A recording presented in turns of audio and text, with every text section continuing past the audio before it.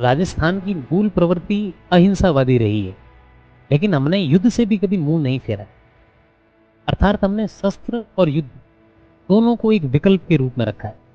हम कभी भी अतिवादी नहीं, हम युद्ध में भी इतने क्रूर नहीं हुए, या फिर हम युद्ध में भी इतने आगे नहीं चले गए कि हम तैमूर लंग हो जाए, या फिर हम प्रेम में भी इतने जो है अतिवादी नहीं हुए कि हम राजा उदयन हो जाए। तो यहाँ के लोगों की जो जीवन शैली थी, या फिर यहाँ के लोगों का जो दर्शन था, जो फिलोसफी थी, वो इन दो बातों के अंदर समाहित थी कि प्रेम और युद्ध दोनों को जीवन में समान महत्व जो है वो दिया जाना चाहिए।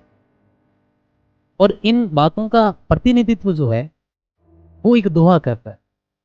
और जो दोहा है वो हमें ये बताता है कि उस समय लोग थे, उनकी सोचने के विचार करने की, उस समय का जो समाज था उसके अंदर जनमानस जो था वो किस प्रकार जो है वो सोचा करता।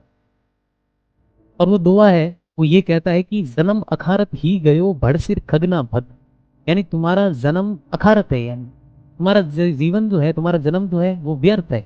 अगर अगर तुमने ये नहीं किया तो क्या नहीं किया, भड़ सिर खगना भद। यानी तुमने किसी योद्धा के गर्दन पर अगर तलवार ना रखी तो तुम्हारा जीवन व्यर्थ है।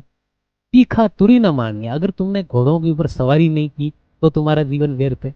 और गोरी गले न लगे, अगर तुमने किसी स्त्री से प्रेम करके उसको गले न लगाया तो भी तुम्हारा जीवन।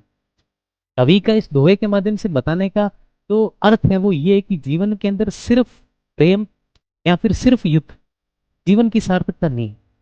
जीवन की सच्ची सार्थकता तभी है जब इन दोनों गुणों का समावेश जीवन के अंदर। तो इस प्रकार के उस समय